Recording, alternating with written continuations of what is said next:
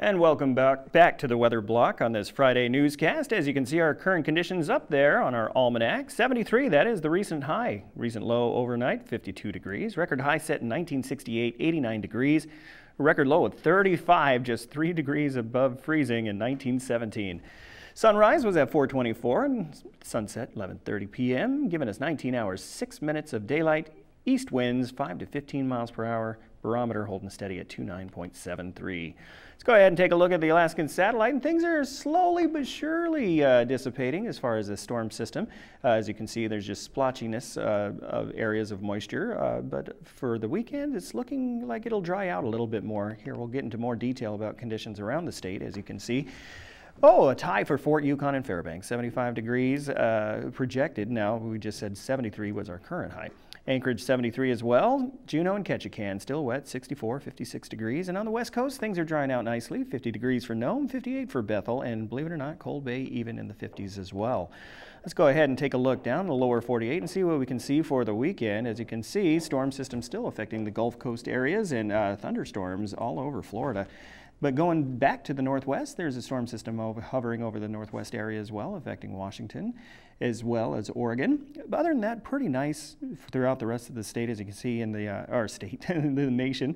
89 degrees for Denver, a little cool for them this time of year. But, you know, I never focus on the East Coast. Let's go ahead and give mad props to New York, 85 degrees, and D.C. right below them, 90 degrees, looking fairly good for them.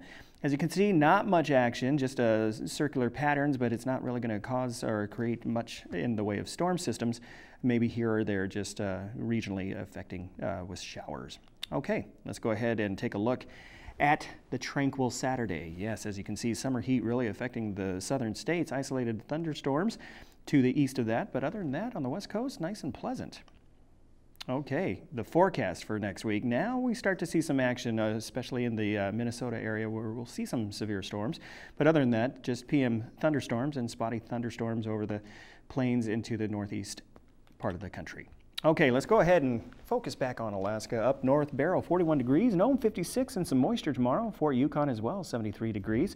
As for us here in the interior, well, a little bit, maybe more the same. Just isolated showers and thunderstorms. Doesn't mean there's going to be any where you live, but it's just going to be isolated. That's what we're going to call it good. Healy, 68 degrees, same forecast, and Delta as well, 71 degrees forecasted. And the Panhandle, more wetness continues. This time they're going to be dealing with thunderstorms in Ketchikan, Juneau, 64 degrees and wet. In the southwest part of the state, Bethel, also wet, 56 degrees, Cold Bay as well. But the only clear spot, really, Kodiak is 64. Okay, south central, here we go. More storms affecting Anchorage and Homer, 62 degrees, 67. And Valdez taking a break, partly cloudy for them, 69 degrees. Okay, here we go. Let's go ahead and take a look at the short-range forecast overnight. 58 degrees projected low, scattered high clouds, and some haze possible, especially with this smoke. There is a air advisory out and about right now. That's going to last through tomorrow. It's considered poor air quality right now.